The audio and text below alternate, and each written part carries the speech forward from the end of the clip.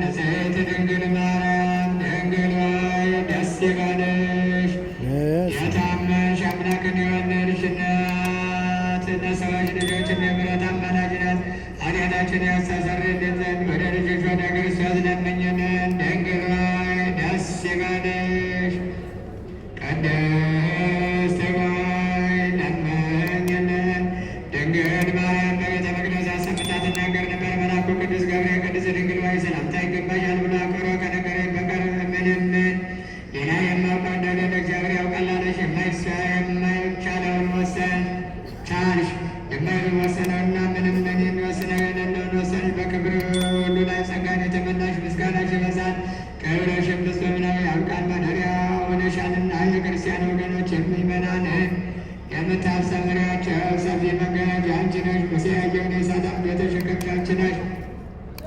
ይኸውም መጥቶ በማኅፀንሽ ያደረ የእግዚአብሔር ልጅና ሰማይና ምድር የፈጠረ ጌታ ማደሪያ ሆነሽ 9 ወር በማኅፀንሽ ተሸከምሽው። ሰማይና ምድር ለማይወሰንሽ ነሽ። ከምድር ወደ ሰማይ ለማድረግ መሰላል ሆነሽ ብርሃንሽ ከፀሐይ ብርሃን ይበልጣል። ቅዱሳን በፍጹም ደስታ ያዩት ከውቃቸው የተወለደ ምስራቃችንን በምትወልድ ዘንድ በሕያዋን የፈረደባት ነው። አንቺ ድንግል ማርያም ግን ጸጋን የተመላሽ ድንግል ሆይ ደስ ይበልሽ። የሚሄድ ቃልን ሰማሽና መጥቶ ያዳነን የፍጥረት ሁሉ ገዢ የሆነ ንጉሥን ወለድሽልን። ባሕሪ ነው፣ ሰውን ወዳጅ ነው። ስለዚህ ድንግል ማርያም ሆይ የተባረክሽ ነሽ። የማኅፀንሽ ፍሬ ቡሩክ ነው። ጸጋን የተመላሽ ድንግል ሆይ ደስ ይበልሽ። ልዑል እግዚአብሔር ከአንቺ ጋር ነውና ድንግል ሆይ ደስ ይበልሽ። እኛን መልአኩ ቅዱስ ገብርኤል እንዳመሰገነሽ እኛም ልጆችሽ አገልጋዮች ካህናት፣ ዲያቆናት፣ ሕዝበ ክርስቲያን ሕፃናት በፊትሽ ቆመን በአንድነት እናመሰግንሻለን። ቅድስት ሆይ ለምኝልን።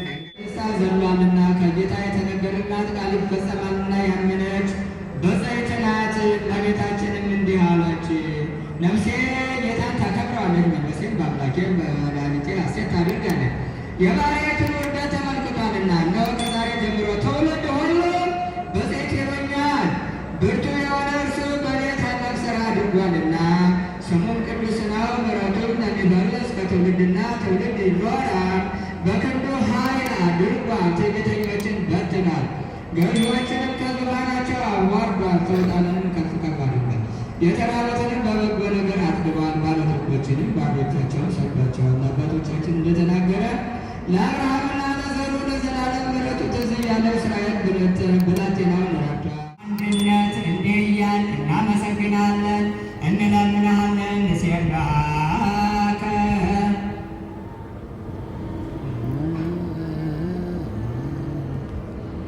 ነው ያቅታ